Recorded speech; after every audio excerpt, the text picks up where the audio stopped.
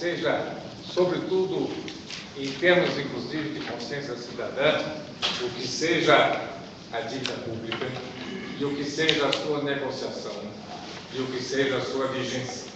Para isso mesmo, para saberem o que é estarmos aqui com a professora Fatorelli, eu vou pedir ao Luiz Alberto que diga do seu crédito, que diga da nossa alegria em estarmos recebendo.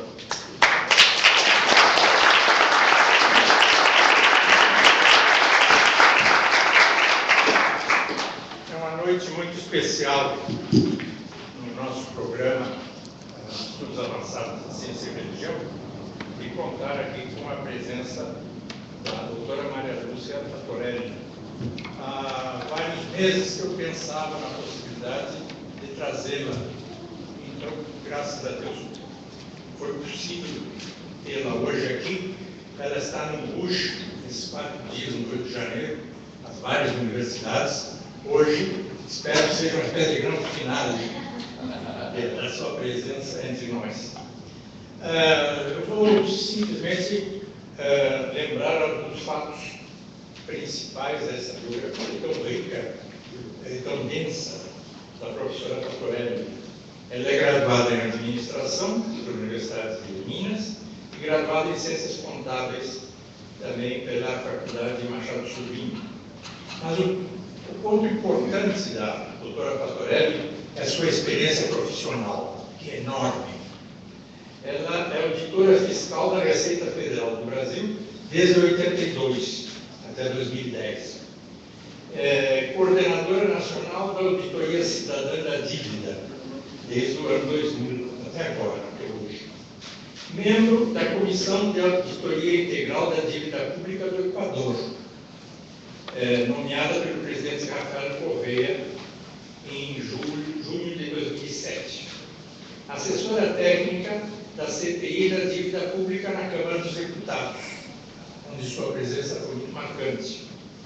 Membro do Comitê da Verdade sobre a Dívida Pública, instituída pelo Parlamento grego, para realizar a auditoria da dívida grega, abril de 2015. Agora. Então, a Grécia, que está tão presente e é um pouco o centro desse seminário, a doutora Fatorelli teve essa presença na Comitê da Verdade sobre a Dívida Pública no Parlamento grego. Palestras inúmeras, eu lembraria palestras proferidas em ambiente oficial no Senado da Bélgica, Parlamento da Argentina, Assembleia Nacional da França, Parlamento da Colômbia, Congresso Nacional do Brasil e Parlamento da Grécia, agora, neste ano. E palestras proferidas em muitos países, Equador, Angola, Venezuela, Peru, Noruega, Bolívia, etc, etc. E ela tem ou é organizadora e instrutora de um curso sobre dívida pública. São 120 horas de educação à distância, promovido pela Auditoria Cidadã da Dívida. Ela vai nos falar um pouquinho e talvez dar informação de como nós podemos acessar algum desses dados. É organizadora e instrutora do mini-curso sobre dívida pública, que já é menor, mas promovido pela Auditoria Cidadã da Dívida, em Belo Horizonte, Florianópolis, Brasília, Campinas, Recife, Bélgica e Portugal. Vejam que a doutora Fatorelli tem uma presença em muitos lugares, e eu invejo essa força que ela tem de estar presente e de estar enfrentando mal-entendidos, situações, digamos, que ocultam o problema central e profundo da dívida. A doutora Fatorelli, eu acho que ela como que abre e desoculta uma série de problemas que vêm a nós quase como dogmas religiosos. E e na verdade não são. São mais imposições ou de grupos tecnocratas, de grupos de poder, e o trabalho dela é um trabalho de desocultar tudo isso. Então, hoje, nesse seminário, nós pensamos de ter 3 momentos. O primeiro do nosso reitor, que vai abrir e levantar alguns problemas centrais, o problema da dívida, e depois a doutora Fatorelli, que eu disse a ela que pode tomar o tempo que for necessário, e ao final eu farei uma coisa mais breve, porque eu acho que nós estamos aqui basicamente para ouvir a abertura do reitor e depois o debate, ou melhor, o desafio, ou os desafios que a doutora Fatorelli vai trazer a nós. Então é uma grande alegria de ter. Nós temos as perguntas, não?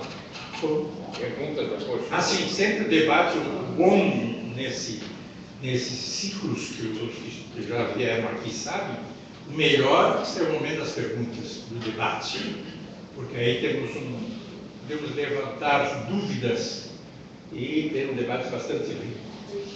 Por isso, talvez seja até a parte mais importante nesse seminário. Vocês vão receber, eu pensava trazer para vocês hoje 4 livros, ou melhor, 3 livros no caderno, que é da doutora Fatorelli, sobre a dívida pública em debate. Eles estão ali porque o Correio, a greve do Correio, não sei, não nos entregou a tempo esses 4 volumes, mas numa folha ali com a minha assistente, vocês podem ver como pedir, quem se interessar depois, através da Inove Editora, isso pode ser feito pela internet. São a dívida pública em debate, alternativas de enfrentamento à crise, auditoria cidadã da dívida pública, experiências e métodos, auditoria cidadã da dívida dos estados. Eu creio que são textos que podem interessar muito vocês. Nós vamos tê-los aqui na biblioteca da universidade e também na biblioteca do meu programa. Então, com isso, sem mais, eu passo a palavra ao professor Cândido Mendes.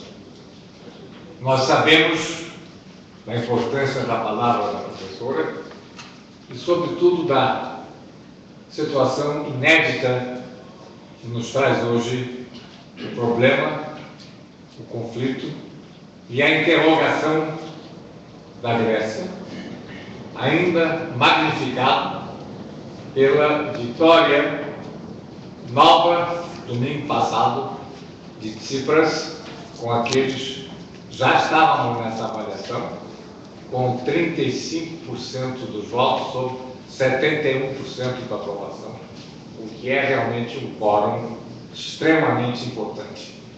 E isso por quê?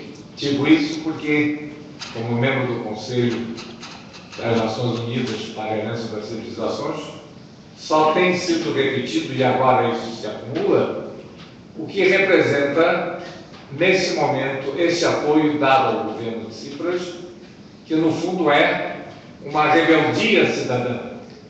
Trata-se de uma coletividade que está dando apoio a esse governo para sair das soluções clássicas, eu diria, do bem comum tradicional, no sentido do que é se associar à dureza das medidas fiscais, à dureza das reduções das vantagens sociais, para encontrar este resultado. O que é, e esta é a pergunta, o que é esta revolução cidadã que, em termos de reformular a própria noção do bem comum, está hoje considerando excessiva a cobrança do Estado dentro desse quadro. E é estranho e é importante, e ao mesmo tempo inédito, que isso esteja dando num país como a Grécia, que entre 2000 e 2007 teve um aumento anual do seu produto, do seu PIB, de 4,2%, e, nesse particular, conseguiu essa prosperidade que estava fadada, ao que se pensava, a um indiscutível sucesso.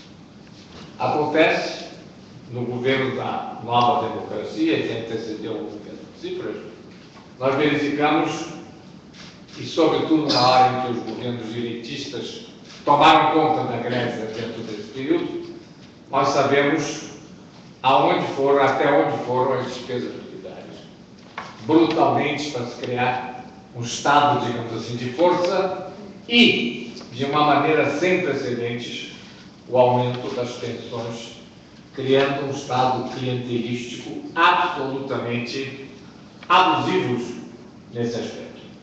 É claro que isso levou também a uma situação de evasão fiscal, e certamente vamos depois discutir o modo pelo qual os bancos suíços se aproveitaram, se beneficiaram de um quadro realmente marcante de evasão fiscal. Pode-se dizer hoje que a dívida pública da Grécia está em 200% do seu PIB. É uma situação de mudança extremamente grave e que se deu independentemente, eu diria, da permanência de um auxílio internacional, que eu diria, auxílio dessa troika financeira, auxílio da Comunidade Europeia, auxílio do FMI, auxílio do Banco Central Europeu. Mas isso nos levou, e a professora certamente vai entrar nisso, a outra situação sem precedentes, que é a de um país cuja dívida está hoje em 60% do seu PIB. Nesse quadro, se entende também que hoje a Grécia está, e a situação é inédita em todo o panorama europeu, ela está com 25% de desemprego, e esse desemprego vai a 49% na juventude e nesse quadro. O que é que representou nessa eleição? A continuidade e o sucesso de Tsipras e do Syriza. Isto num quadro em que a Nova Democracia foi a primeira a reconhecer esta vitória e leva hoje a um pacto de novas possíveis coalizões a reforçar o governo de Tsipras de uma maneira absolutamente inesperada ao que se pensava ainda em alguns países. Dentro dessa sua maioria, ficam de fora, e é significativo, ficam de fora o partido nazista na Grécia, que é a Aurora Dourada, nós, e fica também de fora o Partido Socialista. Isso significa de que é uma coalizão de centro a que está apoiando o governo de Tsipras numa nova, digamos assim, posição política. Falei no ineditismo, falei na surpresa e falei, sobretudo, na perspectiva do que isto representa. E até onde, e esta é a situação que logo se apresenta, esta ruptura da Grécia com, digamos assim, uma espécie de pacto social nominado que definia limite de dívida, limite de imposição, limites de emprego público, passa a ser alterada em condições absolutamente inéditas. É esta surpresa, é esta abertura e é esta nova interrogação que vamos ouvir em toda a sua magnitude pela professora doutora.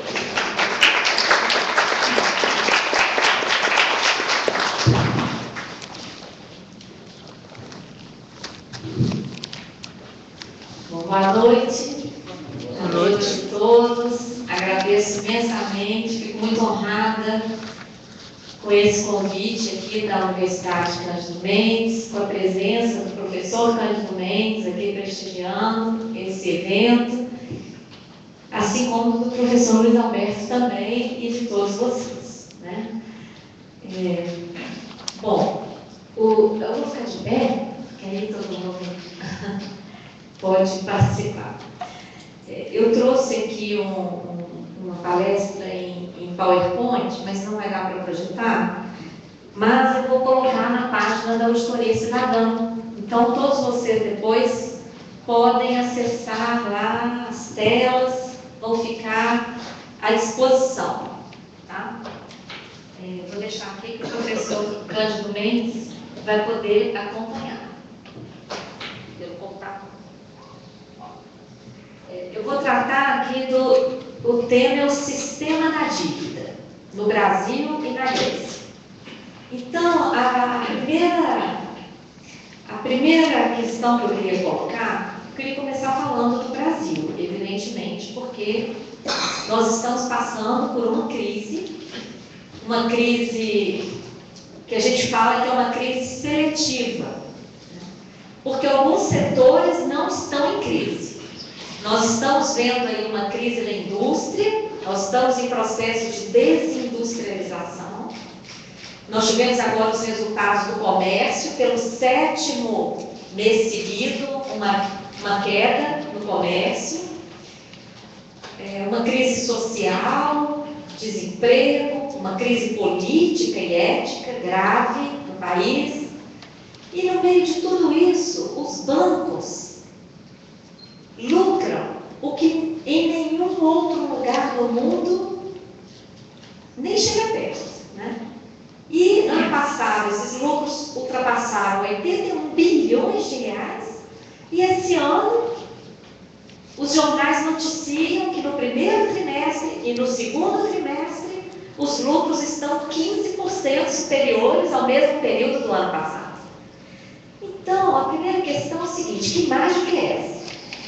Que a economia toda está em dificuldade, o PIB encolhendo e o lucro dos bancos subindo, né?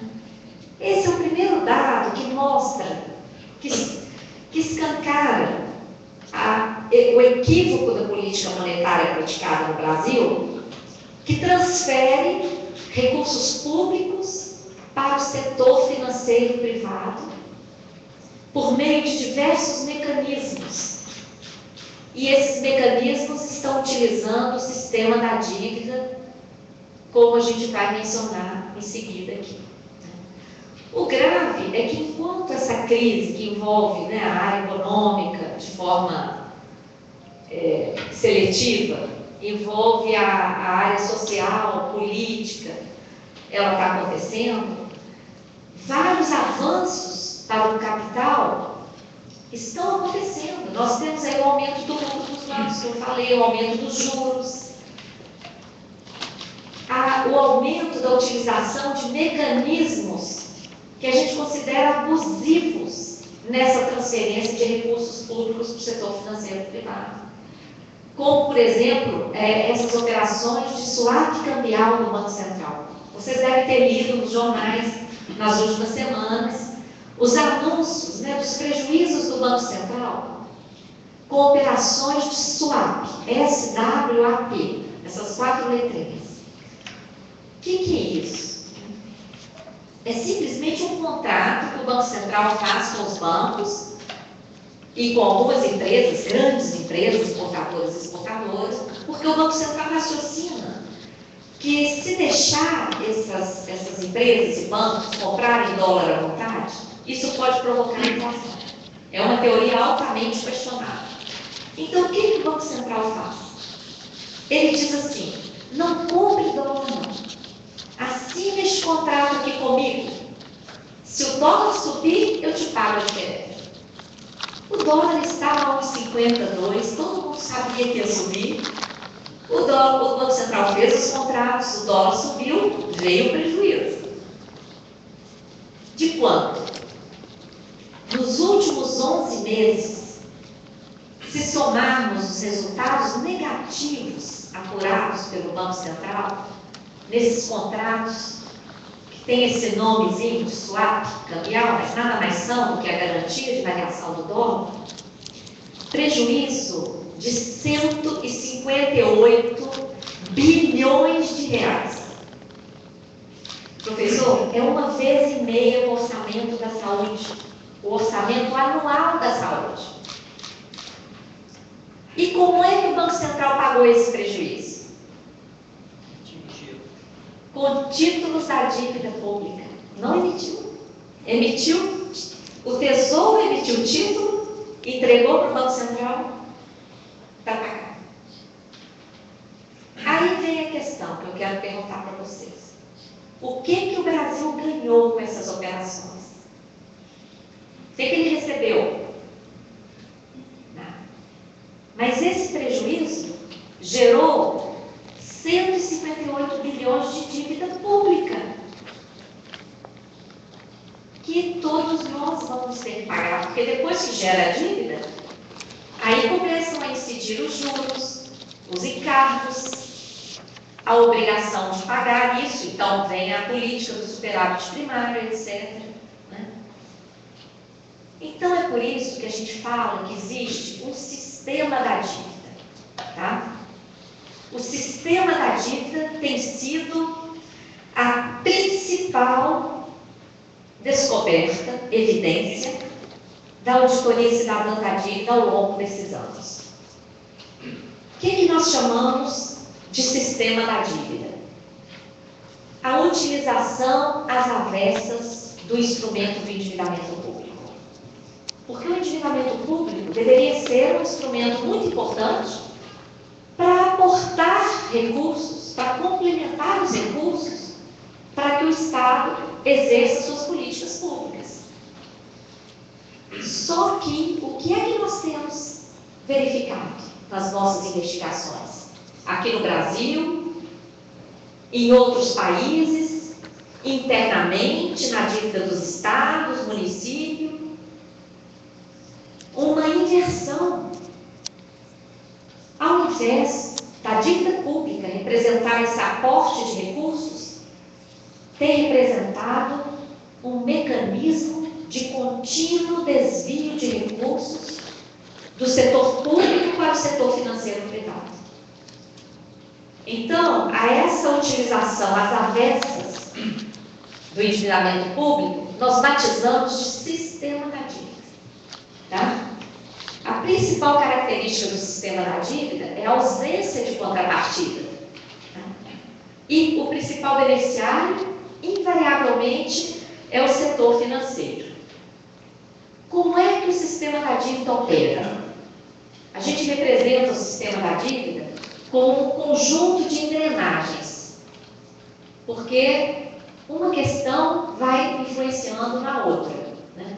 Então, o primeiro item, como é que está, quais as metas que regem o nosso modelo econômico aqui no Brasil? Qual é a principal meta do nosso modelo econômico?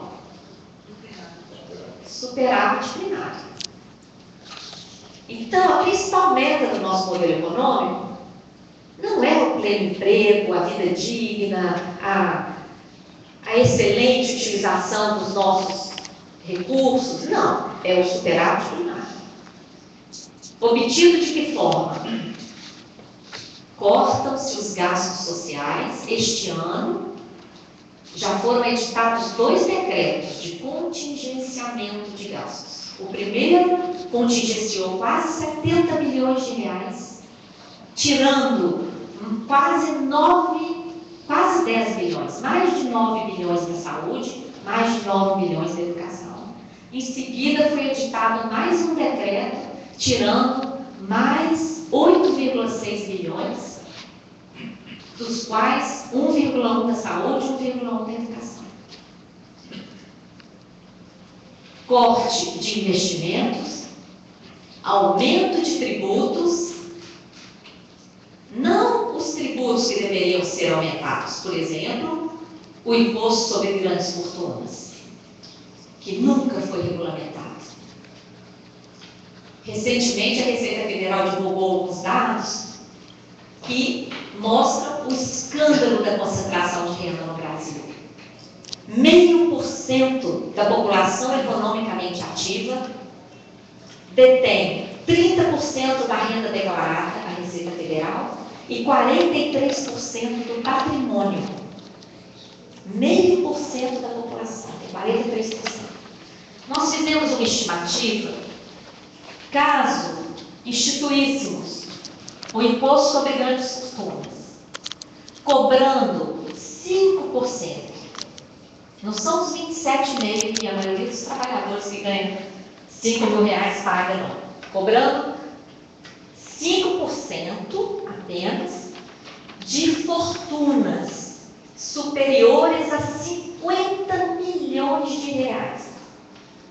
Então, não é cobrar de quem tem uma casa, um sítio, um carro, uma moto, não. Nós cobraríamos de fortunas acima de 50 milhões.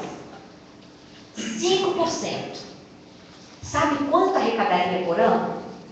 90 bilhões de reais.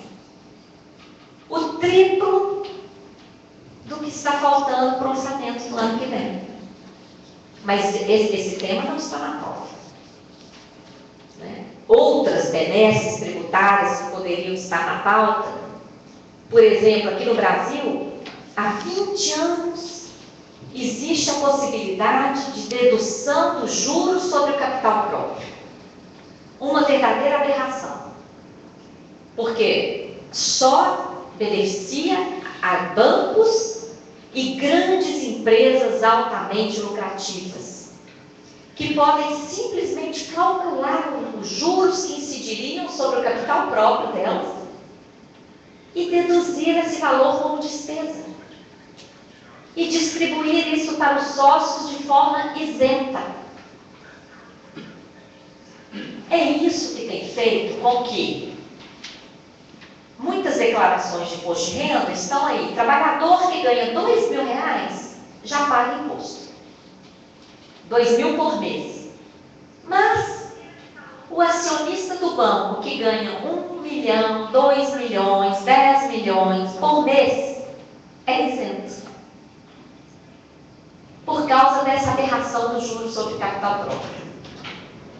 Isso aí foi instituído em 95 e até hoje eu comentei no Faixa Livre uma questão pitoresca, porque quando foi instituído isso, eu trabalhava em Belo Horizonte e de vez em quando a gente, independentemente da área onde a gente trabalhava, a gente era solicitado a ir trabalhar no plantão fiscal.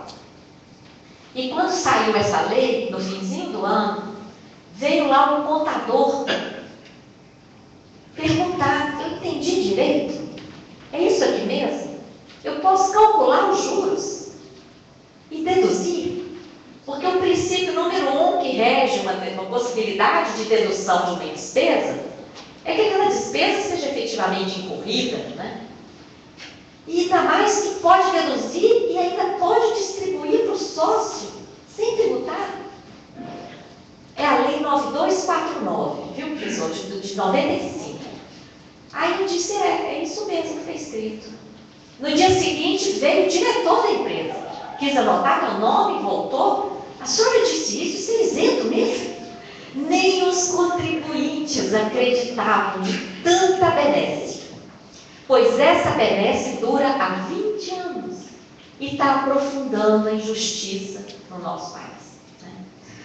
Bom, então o nosso modelo econômico utiliza a meta estéril do superávit primário, cortando gastos, investimentos públicos, aumentando o tributo, que vai recair sobre os trabalhadores e sobre os mais pobres, porque o imposto sobre o consumo atinge pesadamente aos mais pobres. E privatizando, né? Essa é outra maneira de conseguir o superávit primário. Há poucos dias, 25% da Petrobras distribuidora foi privatizada. Portos, aeroportos, estradas.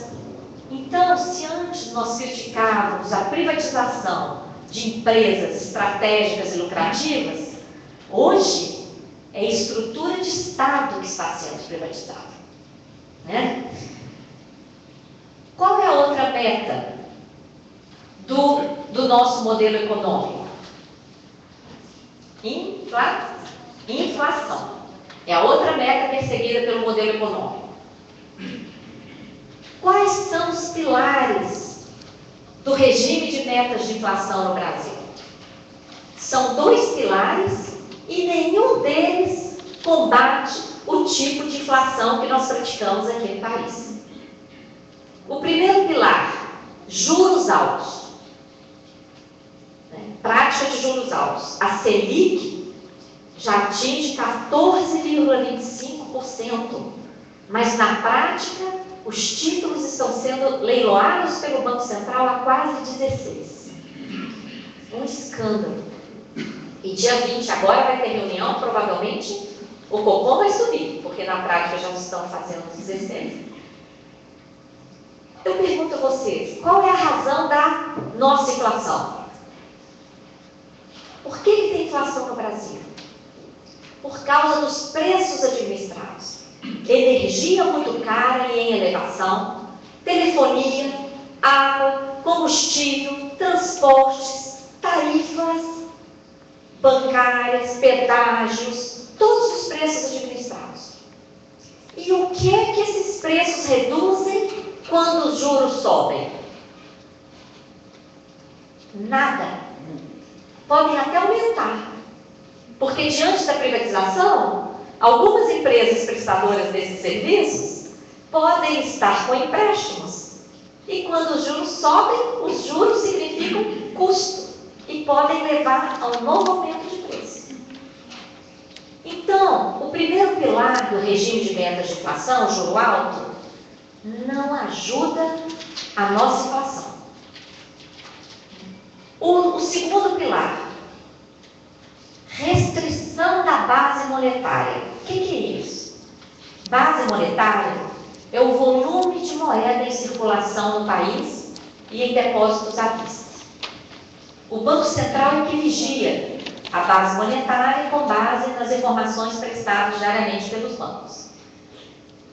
O Banco Central estabelece para o Brasil uma base monetária muito baixa, inferior a 5% do PIB.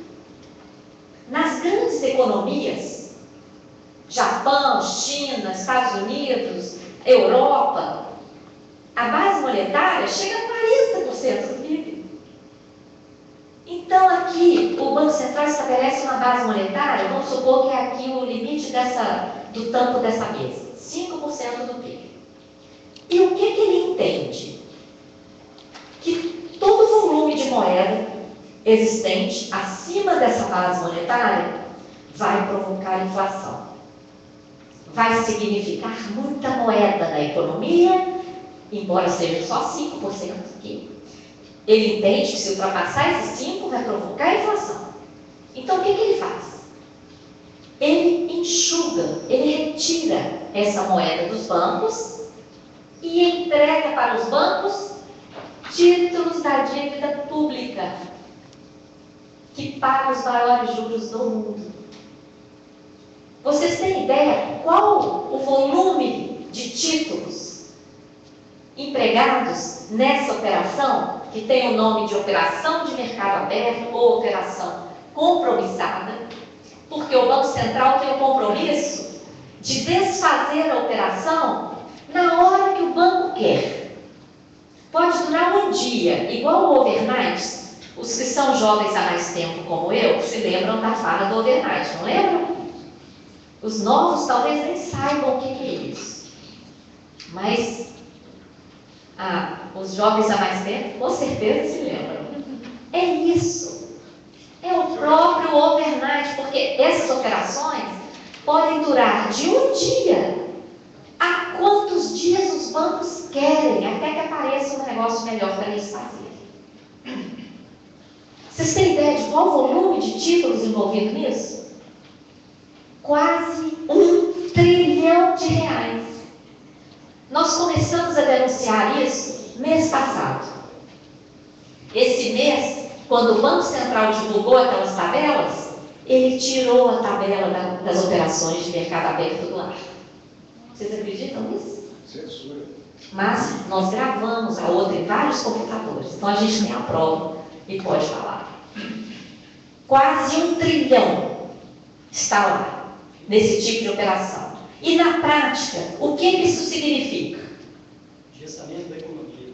Isso aí significa, além do gestamento da economia, eu concordo com você, significa a remuneração de toda a sobra de caixa dos bancos. E mais, significa geração de dívida pública sem contrapartida.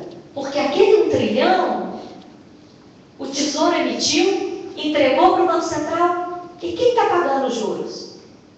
Nós. A partir do momento que gera a dívida, pronto, tem que honrar o pagamento dos juros e entra em todos os cálculos, não é? E tudo mais. E o que isso aí tem a ver com essa taxa de juros de mercado, que aqui no Brasil é mais do que um escândalo? Eu acho que não tem nem palavras para adjetivar essa prática de juros abusivos aqui no Brasil, juros de mercado. Os bancos não têm que fazer. Olha, vamos lá, raciocinem comigo. O que aconteceria se o Banco Central não enxugasse esse 1 trilhão dos bancos? O que vocês acham que aconteceria? Os bancos privados iam ficar com esse dinheiro lá dentro da caixinha deles? E o que eles iam tentar fazer? Eles iam tentar emprestar, obviamente, mas a sociedade não está disposta a pagar os juros de 200, 300, quase 400 nos cheques especiais e cartão de crédito. O que eles teriam que fazer? Eles teriam que baixar os juros.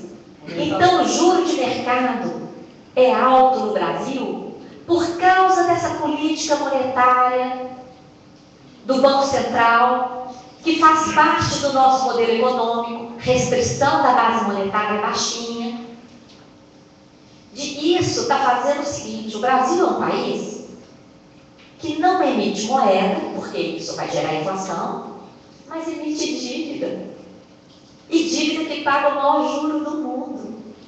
E que quando chega no banco, serve de lastro para o banco fazer empréstimo e ganhar da população de novo. Né? Então, é isso.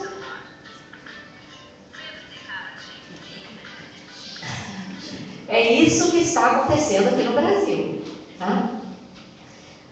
Então, o modelo econômico é uma das engrenagens do sistema da dívida. Está sem o PowerPoint, vocês estão imaginando as engrenagens ali, né? Um monte de engrenagens, tá? Essa coisa do juro alto, gente, eu tenho tido a oportunidade de participar de debates no exterior. Quando eu falo que os juros aqui no Brasil de mercado são superiores a 200%, invariavelmente, os outros palestrantes que estão à mesa participando me cutucam e falam: corrige aí, você se equivocou, você falou 200, corrige rápido ali. Eu falo: não, é 200 mesmo, é até mais do que isso. Ninguém acredita. Fora do Brasil, ninguém acredita que os bancos possam cobrar juros de mercado acima de 200% ao ano. Tá? Bom, a outra engrenagem. Então, uma engrenagem, um modelo econômico, todo mundo entendeu, né? É um modelo econômico que se gira para servir ao sistema financeiro, transferindo recursos públicos para o setor financeiro privado, né? Com desculpa de controlar a inflação, com desculpa de produzir superávit primário. A segunda engrenagem, os privilégios financeiros. A dívida leva, por ano, cerca de 45% do orçamento federal. Leva também uma parte dos orçamentos estaduais e municipais. E além de levar recurso financeiro, ela tem ditado o modelo econômico, tem exigido privatizações. Não é? Então, tem uma repercussão enorme na economia. Como é que consegue esse privilégio financeiro de levar quase 45, quase a metade do orçamento federal? Um conjunto de leis privilegiam a dívida pública.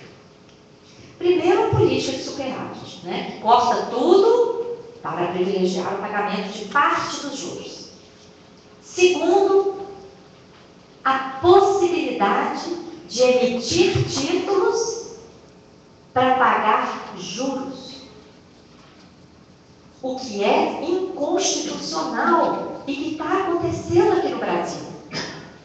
O artigo 167 da Constituição diz: o limite para emitir título é o teto das despesas de capital.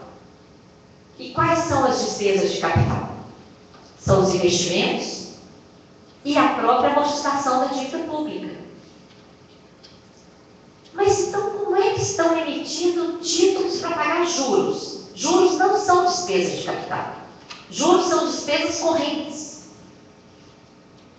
Como é que estão emitindo títulos para pagar juros? Estão fazendo uma manobra, transformando grande parte dos juros em amortização.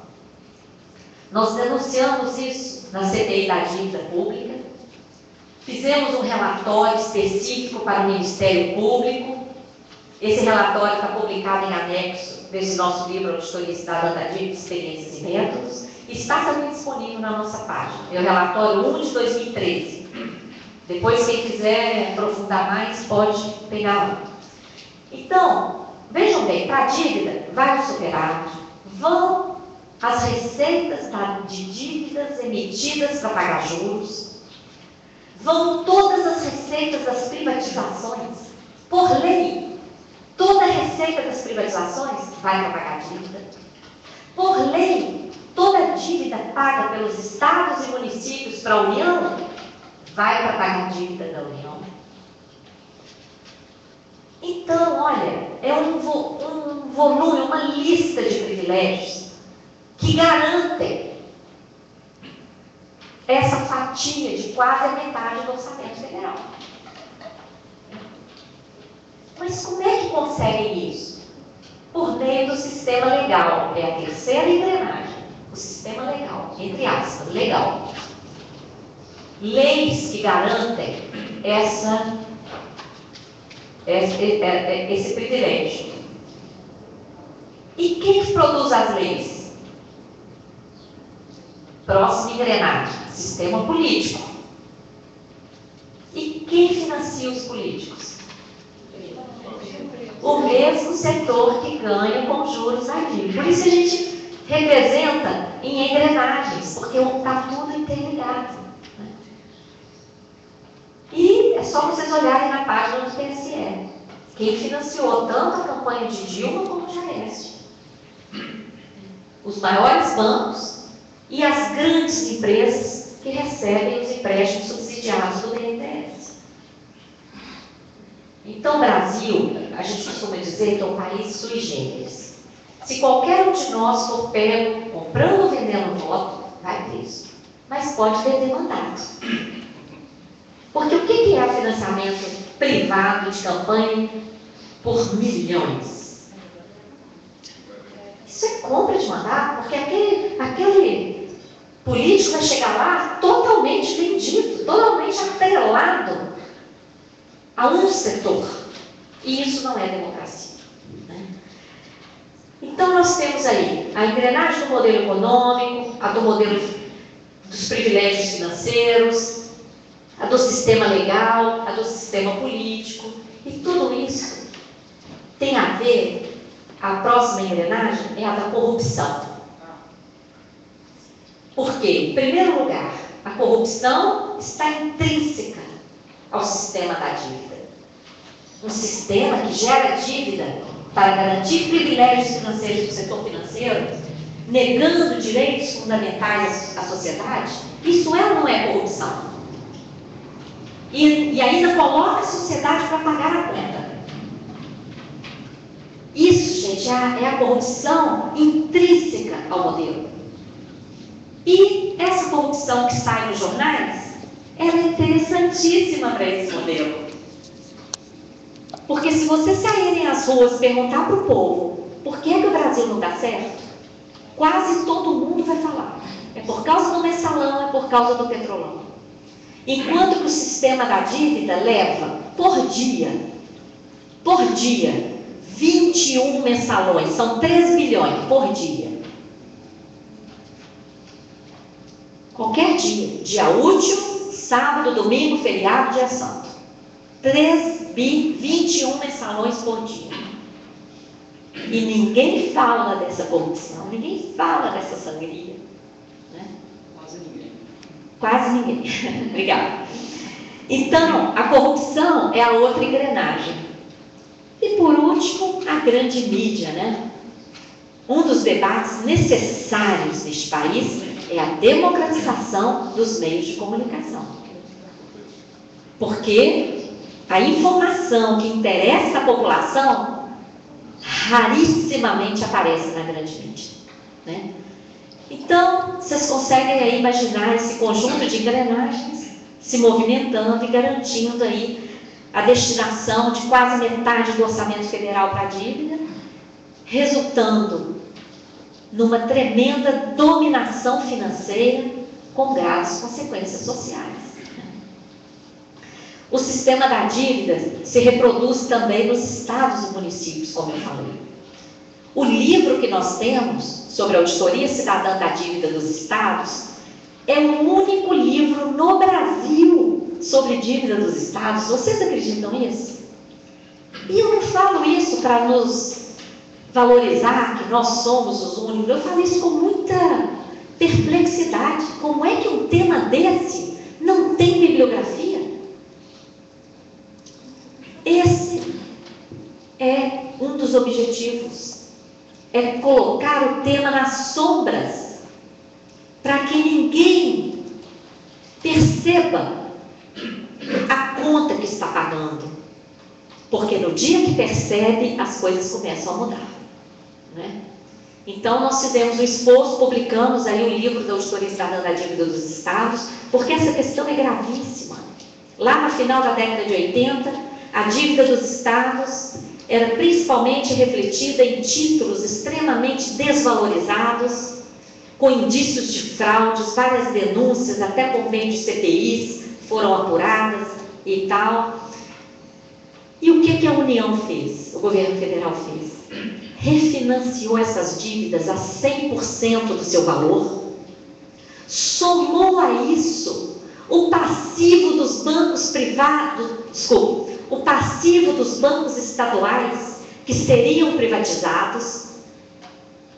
Então, aqui no Rio de Janeiro, foram quase 4 bilhões do Banerj, passivo do Banerj, que virou dívida pública, que vocês estão pagando aqui no Rio de Janeiro. Mais 18, né, Rita? Foi 18 a dívida do Estado que foi refinanciada. Ao longo desses anos, vocês já pagaram esse valor em mais de 100%. E essa dívida está em cerca de uns 80 bilhões. O Estado do Rio Grande do Sul está lá, sem poder pagar os seus funcionários. E vários, inclusive o Rio de Janeiro, correm nesse risco, porque os juros que a União cobra dos estados e municípios é um juro composto de IGPDI, ou seja, uma atualização monetária mensal cumulativa, e em cima do IGPDI, juros que variaram de 6% a 9% ao ano. Teve ano que o juro cobrado pela União dos estados chegou a 20%. Isso é uma extorsão, principalmente quando se considera que estamos falando de entes federados. Estamos falando de Estado, município e União. Sendo que essa divisão é uma divisão meramente organizativa. Um ente federado não pode cobrar juros um do outro e também não pode cobrar impostos um do outro, e esse mesmo princípio deveria servir para os juros. Porque é uma coisa indissociável. É possível algum de vocês morar aqui na cidade do Rio de Janeiro e não morar no estado do Rio de Janeiro e não morar no Brasil? É possível isso? Isso é possível. Então, essa divisão, ela é meramente organizativa. Na prática, ela não existe. Então, os orçamentos, né, não podem cobrar, um ente cobrar ônus em cargo do outro, porque está cobrando do cidadão, né? Então, essa questão da dívida dos estados é uma questão que eu quero alertar aqui, porque quase ninguém nem sabe.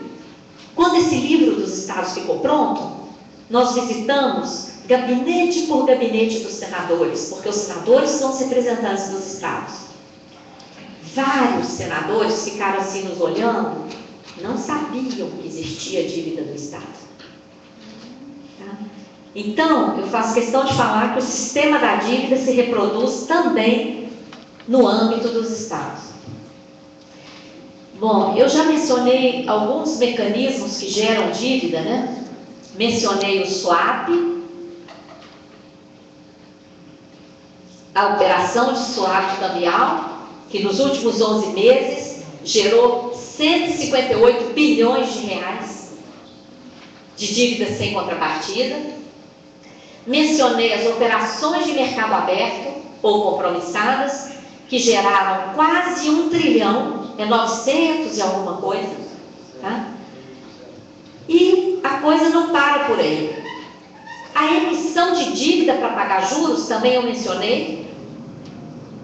Isso aí está gerando dívida continuamente, né? Ferindo o artigo 167 da Constituição e provocando também o que a figura jurídica que se chama anatocismo, que é caracterizada pela incidência de juros sobre juros, que aqui no Brasil é proibido pela súmula 121 do Supremo, e que está acontecendo. Mas para a dívida, tudo pode, né? E não acontece nada. Maria Lúcia, existe um cálculo desses valores passivos dos bancos que foi por união? Existe, isso está no nosso livro, tá? Nós conseguimos na CPI da dívida uns dados, né, do Banco Central e do Tesouro Nacional, que tem o valor da dívida de cada estado que foi refinanciado e o valor do PROES. No caso aqui do Rio de Janeiro e de São Paulo, como o valor do PROES é escandaloso, o daqui 4 bilhões, o do Banespa era mais ainda, não apareceu isso na planilha do Tesouro, mas apareceu no outro dado do Banco Central, tá? E isso virou dívida aqui do Estado. Vamos deixar o debate para o final? Porque aí a gente... Vou. Com certeza, né? Eu vou tentar acelerar aqui a apresentação para a gente abrir o debate, só para eu conseguir chegar a falar da Grace, que acho que todo professor quer que eu fale da Grace, tá bom? Então, gente, outro mecanismo, emissão de dívida interna para comprar dólares, quando o dólar estava despencando. Vocês se lembram, há pouco tempo, poucos anos, de 2007 para cá, os Estados Unidos desvalorizou a própria moeda para enfrentar a crise e o dólar se desvalorizou frente a todas as outras moedas do mundo, inclusive o real. Todo mundo queria ficar livre do dólar. O dólar virou um pico. Todo mundo queria ficar livre do dólar. Pois o Banco Central abriu os braços para receber os dólares que entram no Brasil porque não há controle de capitais. E quando o dólar entra através do sistema bancário, ele entra naquele mesmo raciocínio da base monetária, lembram? Está aqui o limite da base monetária. Quando entra, seja moeda nacional ou estrangeira, entra nesse raciocínio que supera os 5% lá da base monetária mínima que o Banco Central estabelece. O que o Banco Central fez? Ficou com esses dólares e entregou título da dívida interna que paga o maior juro do mundo para os especuladores. Pegou esses dólares e empregou em títulos da dívida norte-americana, que não paga quase nada, juro de 0,25 ao ano, financiando a economia americana. Nós acumulamos quase 400 bilhões de dólares naquela época. Agora já torramos um bocado, estamos aí com 370 mais ou menos. Tá? É a mesma coisa que vocês receberem o salário de vocês e colocar o dinheiro na poupança e efetuar todas as suas compras no cheque especial. É isso, tá?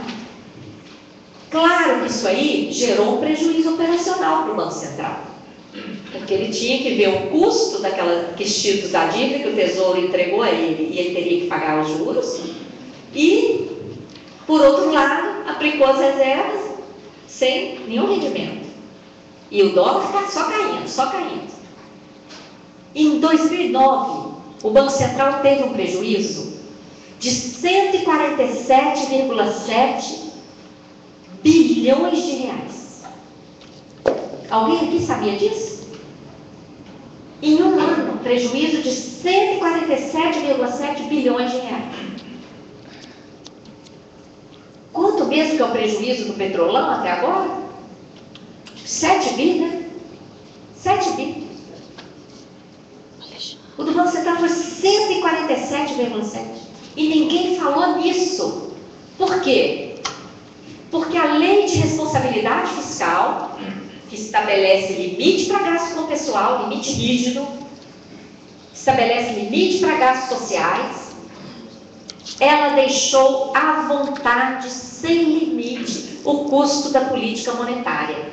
E seja qual for o prejuízo do Banco Central, ela diz que esse prejuízo deve ser transferido para o Tesouro Nacional. E eu pergunto para vocês, quem é o Tesouro Nacional? Nós. Nós é que pagamos os tributos que chegam lá.